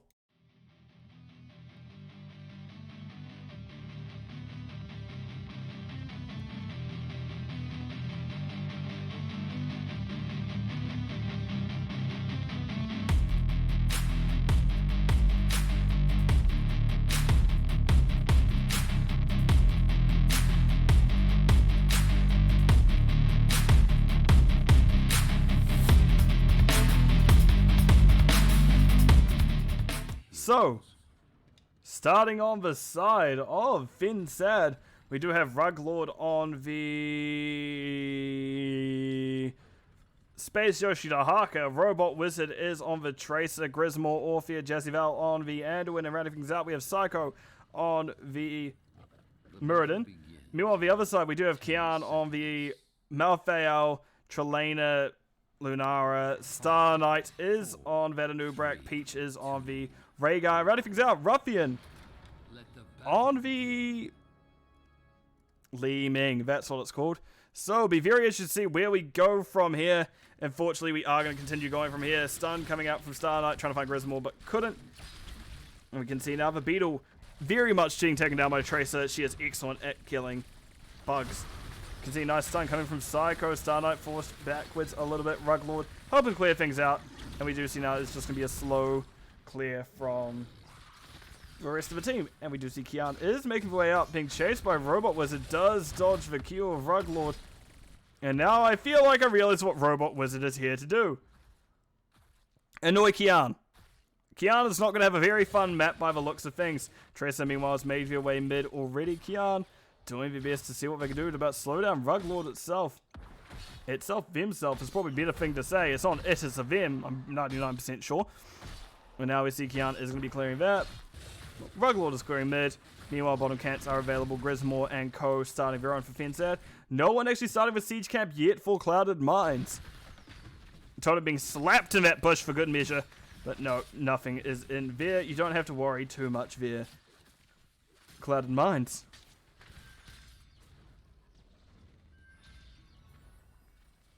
Right, we see Psycho is holding quite high. Star Knight not choosing to leap upon him yet. There comes the stun. 2 beetles out immediately. You can see Root hitting Star Knight for their efforts. Also, I'm going to note about talents. We do see that his Lightning Shield build for Peach. Cleanse coming out. Not quite effective there. But it does at least help Trelena feel like they're safe. Which, don't you just need someone to help you feel like you're safe every now and again? I feel like that's important. But the other quest to note at level 1 is going to be Enhanced Agility onto Haka. We can see now that all minions are down. Nature's culling there on Lunara. Interesting stuff. We can see Peach and Co. clearing out the wave. All sappers are down. Nice double stun. It looks like it is going to be Jazzy Val as the main target. And when getting very low, they do heal themselves up in time. They drop down the Lightwell.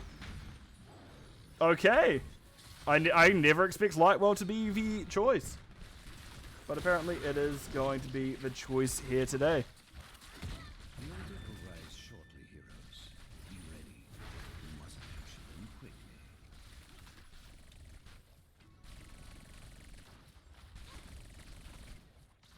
Right.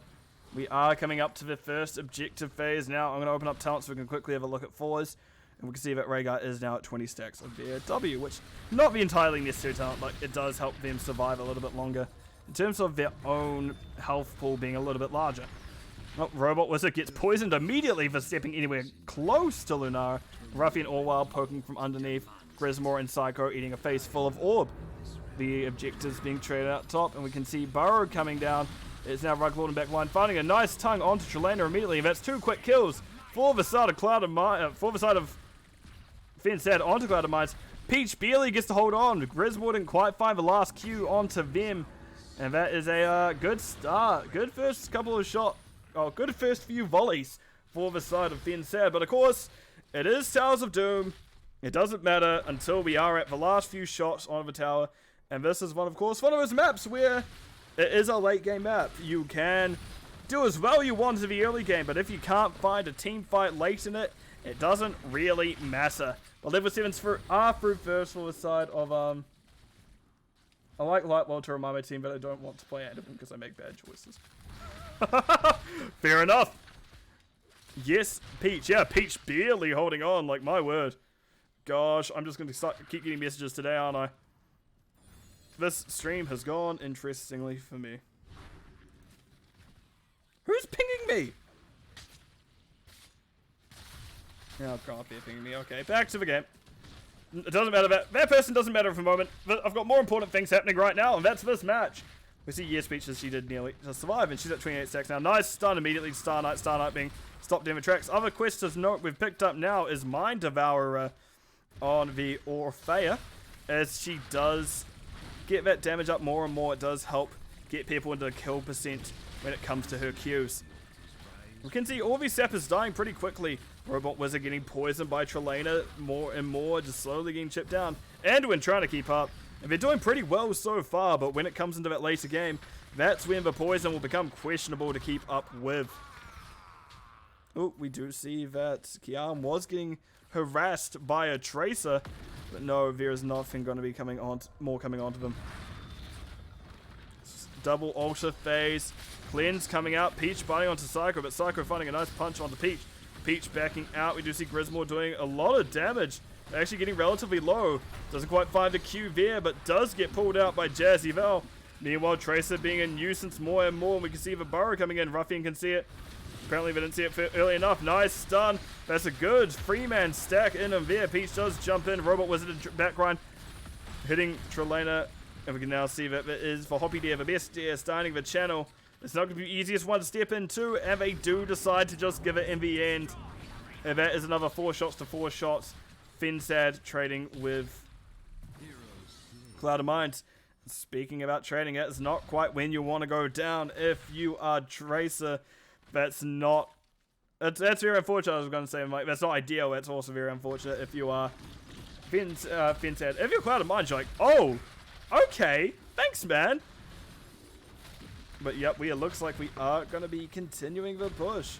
On a pale horse, Kian just going all the way around Ruglord, and Ruglord just waddling down, up and down the lanes. Just making sure they can get what soak they can. But Space Yoshi doing the best job, living the best life. So 10's online for both teams. We do have Isolation Darker, we have Avatar Muradin, Crushing Jaws, Orpheus. I want to say it's Quantum Spike.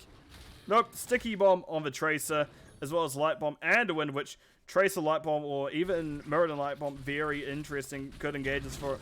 But to see it is the Cocoon and Ubrak. Li Ming has gone Disintegrate this time, as well as the Last Rites Malfowl.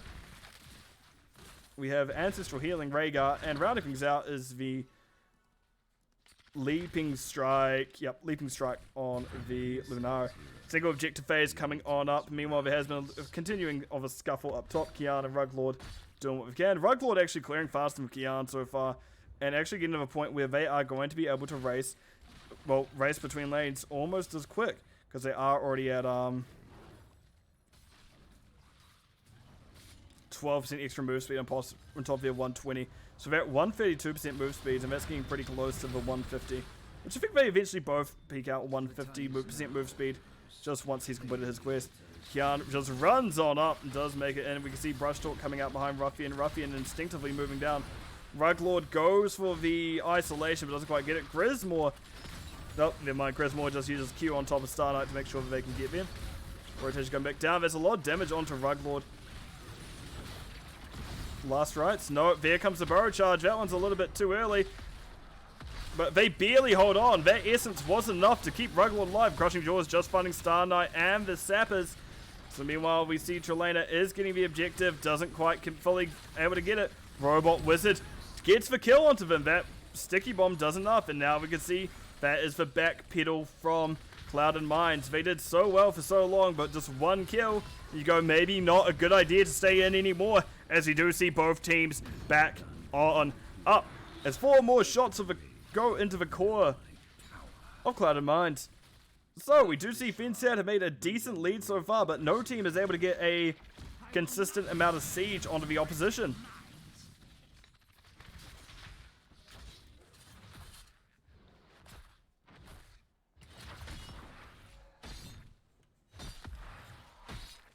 Yes, clear the waves. Yes, clear the waves. And brawl.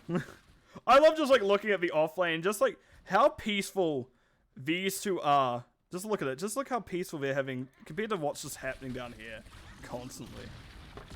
Why?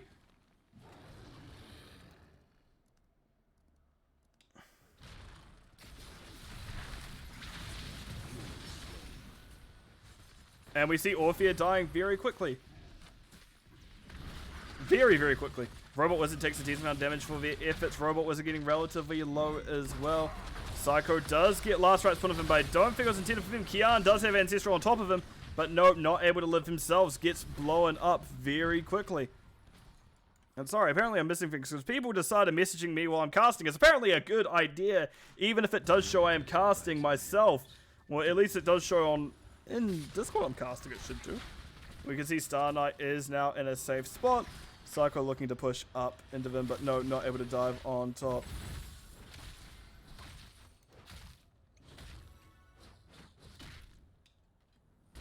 Right. Rotation coming on up.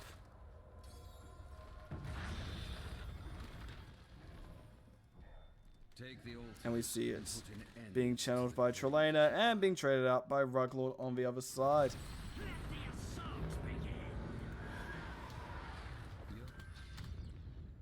Nope. We see a Camp Steel coming on out below. Peach actually manages to dodge the sticky bomb Trelena runs into it, unfortunately for her. Them? I actually don't know. But they are slowly melting the objective, but the camp are back out to safety. Meanwhile, yep, clearing. Ruglord's also clearing just on the other side. Grismore has started their own camp. There is still a fight continuing below, a 4v3 this time. So they must be aware of what is happening up above them.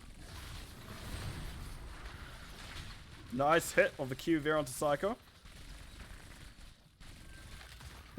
They really don't want Psycho that much. Psycho just keeps getting hit and forced further and further out.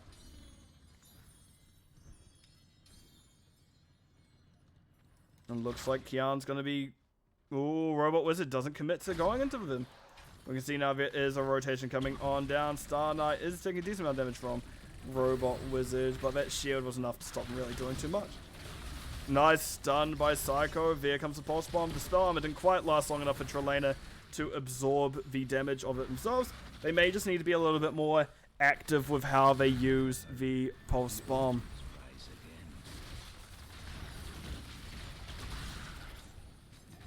And that is a web wrap coming on to the Muradin.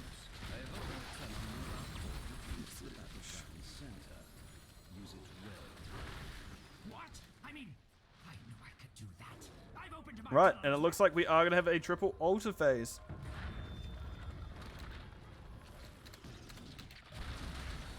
There comes the damage onto them. Trelena does have their spell shield popped, which is not really convenient time for him, but we can see the Haka is going to be burrowing on down.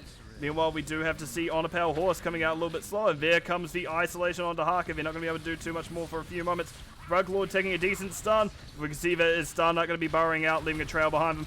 Ruglord getting relatively low. Robot Wizard up above, seeing what they can do about everything else. Kian absolutely on top of Psycho, but Psycho doesn't quite go down here. No, yes, they do. That poison damage does enough, and we can see there's a decent amount of poison spread by Trelena onto both Orphea and Robot Wizard. That's a lot of damage going out very quickly, and that is the fight that Clouded Minds needed to put themselves really back in this. Robot Wizard does get hit with one of the stuns. You see Leaping Strikes going over Robot Wizard, but not quite enough to finish him off, as they did rewind to cleanse all that poison damage. And now this is the first time we get any truly proper siege happening onto the actual buildings themselves. So what's going to happen is this should become the home of Clouded Minds. This is what you want now. It looks like they're going to abandon it for a bit. It looks like Robot Wizard is far more tastier morsel for their plate, as they are going to pick up Siege Camp instead, as that is just, well, the way to go.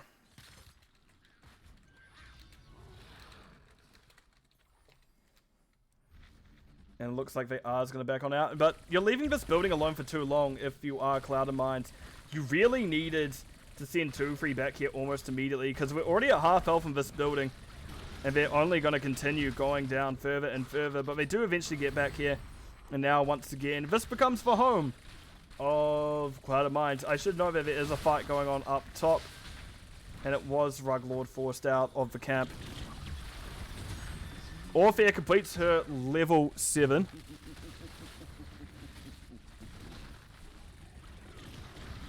And we see Trelena does have their spell shield popped in the process. Oh. Tracer running up, bullet spraying a lot of damage into the enemy team, but does get healed up pretty quickly. Peach is on one of those AoE healers who can heal up that sort of damage pretty quickly. And we can see that it is Cocoon coming out.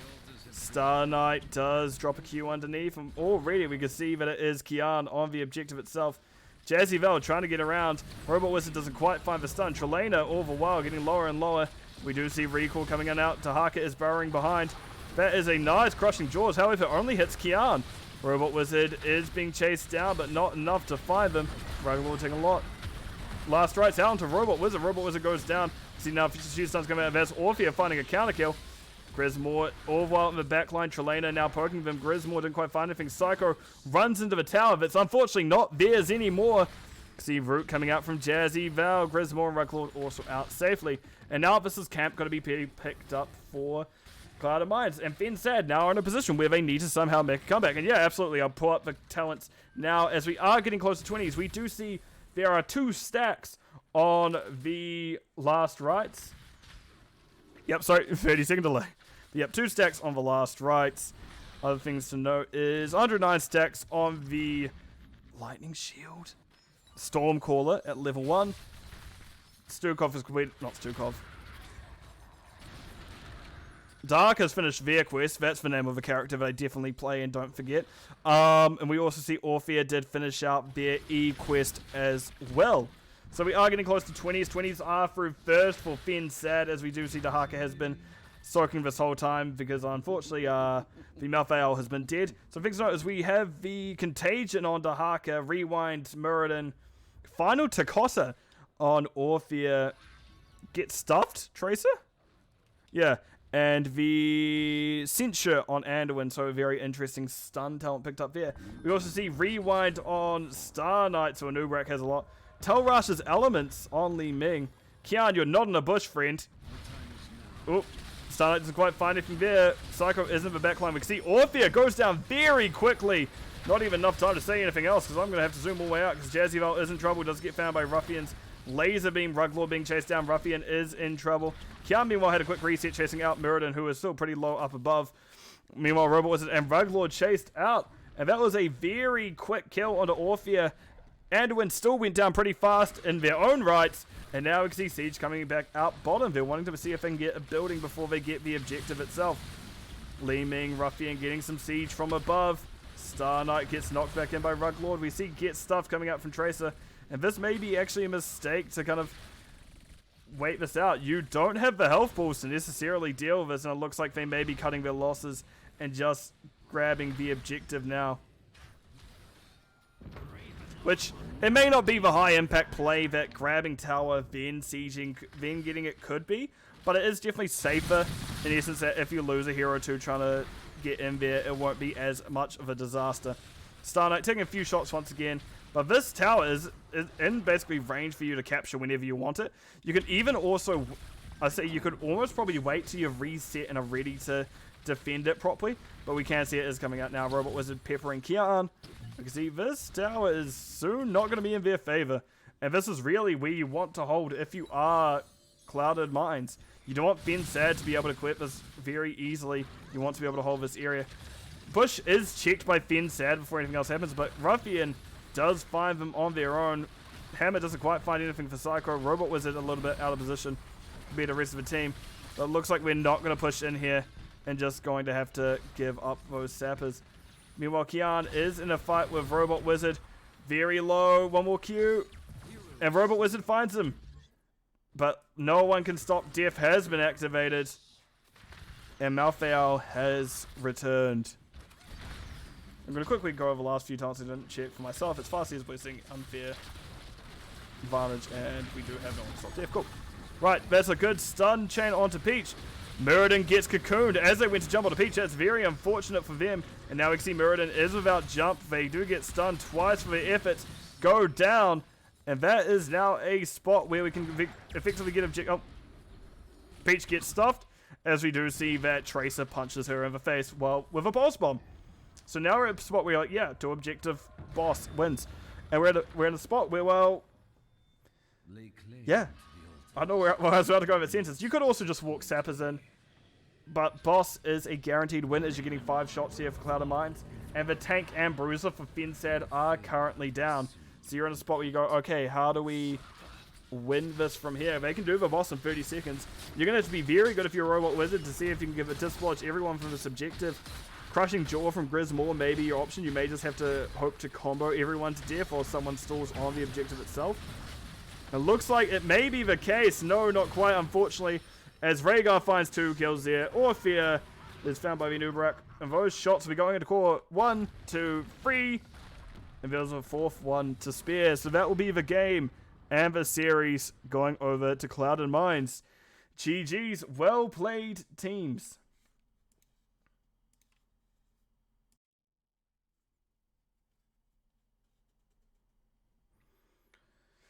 So, that was a hell of an ending to the series. In terms of stats, before I get into the interview and ask people to join me, we do see the 187k siege from the Dahaka compared to 152k from Malthael. So, they actually did a lot to keep up Malthael. There actually was a hit on Malthael, 31k over between 9k. Other things to note is the damage, 81k Li Ming, 58k Tracer. Tracer being an absolute menace that game. 63k healing on Rhaegar, so 62k healing on Anduin. So very comparable healing between the two. In terms of talents, we do have 2. Is there anything very interesting here? Let's have a look. I'm going to show myself in here and let's see if anyone joins me eventually.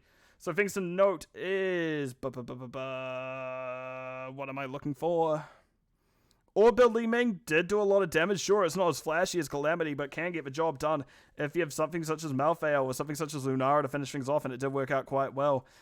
Tracer, I don't know how to build, so don't ask me how Tracer works, because I'll stare blankly at you and go, I'm the worst person to ask.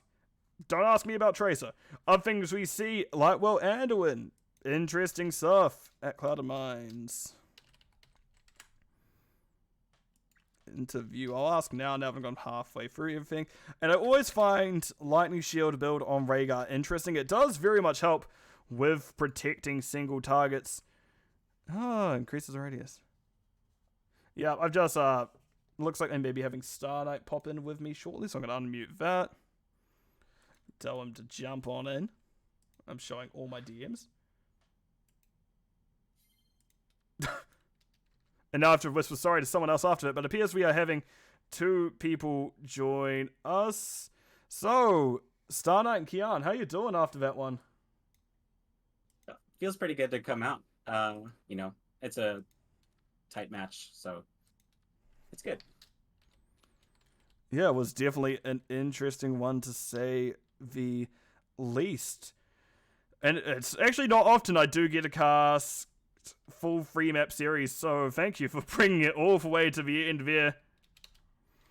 As it was a excellent series to watch, and I'm sure people will agree. So, how'd you feel after it? Tired? Kind of ready to go to bed?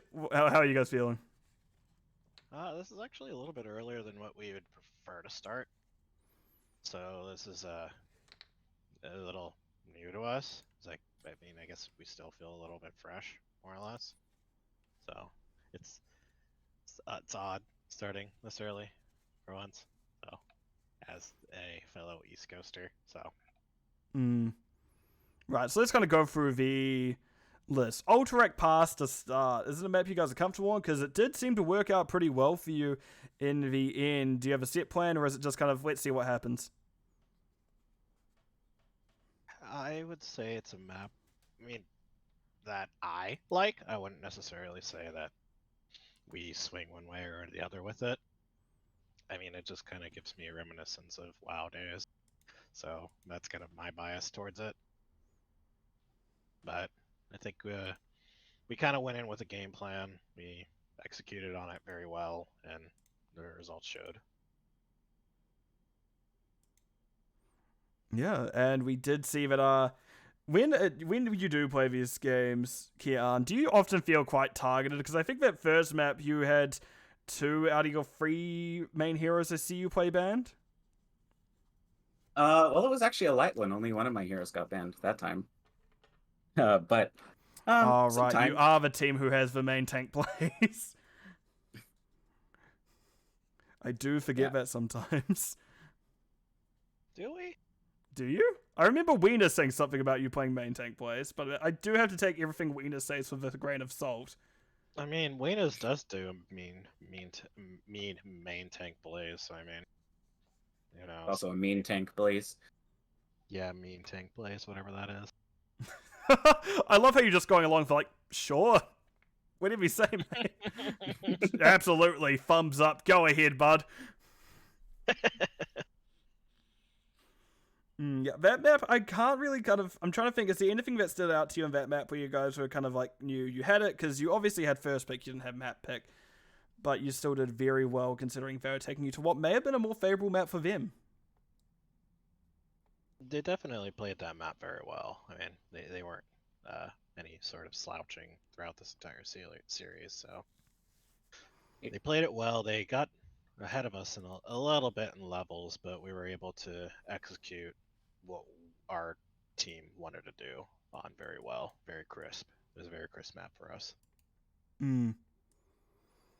Map number 2, we went, well, you actually took us to Tomb of the Spider Queen after there was a little bit of confusion with who was taking first pick. Were you a little bit annoyed that you had to show your hand early, then backtrack on it, and then end up giving up the Joanna? Or was it just you were always planning to let Joanna through? We saw that there were some things through our research that we should not let them have. So the Lucio first ban was very much in our plan, anyways. So we didn't feel very slighted, really. Admittedly, I'm usually good at catching that kind of stuff, and I didn't that time around. I'm just like, oh, whatever, no big deal. And yeah, so it happens, you know. Yeah. And was Hogger one of those ones you did consider banning out a little bit more? Because the first 2 maps, they did find a decent amount of value with it. That one was definitely pointed out. It was like, hey, this is good. It kind of hurts. Do we think about getting rid of that? And that's just like another thing we have to consider. But again, they're good at a lot of heroes, so we have to, you can't ban everything. But it was pointed out definitely. Yeah. Yeah, it was quite gnarly. And that map again was yet another back and forth. Was there anything you would have done differently on that map that you could have potentially thought about during the process, or was it just they did just play it slightly better in the end? I think all it was just the last team fight on that map. We weren't expecting them to rotate as fast as they did, and we just kind of got a little discombobulated in the end there, and they were able to take advantage of that and win it. Right on. Other than that, it was pretty back and forth. So it was a good match either way. And last map led us to Towers of Doom. Any kind of major comments from that one? Because that was after, of course, a little bit of a gap, that was a very interesting map where you guys did struggle a little bit at first, it seemed, but there is no one for one of those maps that do go to the late game. So was your plan just see what we could do, even trade throughout most of it, and then come back in the end? Or were you more just, okay, we can kind of push go from the start and see where we go from here? I think it was we wanted to hold off until late because with the Dahaka off lane, I think maybe the first 2 out of the 3 objectives, it's a free dig bottom for an early 5v4. So it was just kind of try to play around that, try not to get discouraged if we lose too many shots early, which, I mean, I think happened. I think we lost the first few. But, it was like as the game went on and, rotations got a little more broken up and stuff, I think, we scaled a bit and then we just kind of played around that. And then we held on to that bot keep forever. And it helped. And I do always wonder, because I do see Peach on Anduin most of the time. Do you guys plan for Anduin to get stolen from her at this point, or does it just kind of happen? Hey, is this where I'm supposed to be? Just wait a few more moments, mate. I'm sorry. Oh, nope. In an interview for another game. Yeah, sorry, because I am casting another one after this. No, you're good. Yeah. As far as us expecting Anduin to be taken from us, I would say no. Peach is very competent in what she does. she has a wide hero pool and stuff that she has never shown. So I mean, you can't choke her. So we're not Interesting. too afraid. Oh, I'm very interested to see what we get from Peach later in the season then. And something I do always enjoy seeing is Kian playing Malthael. Except this time, it wasn't just quite a 1v1. You did have a little bit of harassment from a Tracer. Was that something you guys knew Tracer was going to come out more often than not? Or did you guys know Tracer was going to come? Or was it very much a surprise when the healer was suddenly playing this annoying Tracer that did do their job very well? Sorry, I'll take this one, Star. Yep. We didn't know it was coming. It was like, oh, that's happening now. And in my head, I'm like, okay, it's just gonna be potential harassment, up top and mid. But I have had practice earlier this season. I'm gonna shout out Mongoose for picking that Nova and doing the same thing against me. So I mean, it happens sometimes as an offlaner, and you just try to deal with it as best you can. And thankfully, I never died. So it's just doing the best you can and giving your 4-man kind of an easier time, as it were. Right. Yeah, and the entire time we were also kind of communicating with Key and like, hey, you good? Hey, you good? Do we need to like get at the wave with like the mid wave for you? You sure you're good? Like we were triple checking with him the entire time. Mm. So we were in constant communication that entire game. Right. As I said, I do have another cast after this, so I will be wrapping up the interview. So from you guys, do you have anything you need to say, anything you want to say, or any kind of thanks you need to give? Now's the time. You can start, Keen.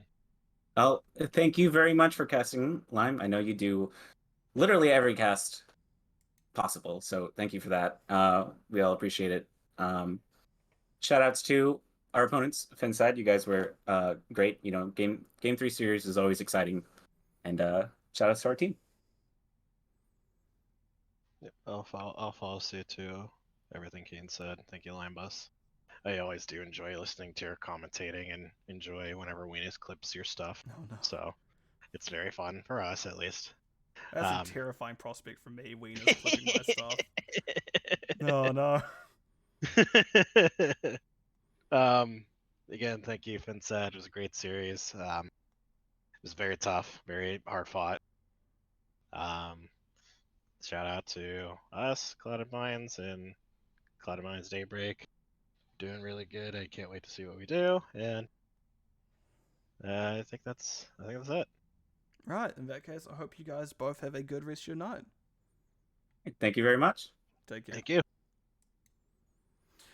Right, so that was both Star Knight and Kian of Clouded Minds, who did take the map in a 2-1 series in the end. Ultrac, they managed to win, but then there was the comeback freshened by fensad as they did take the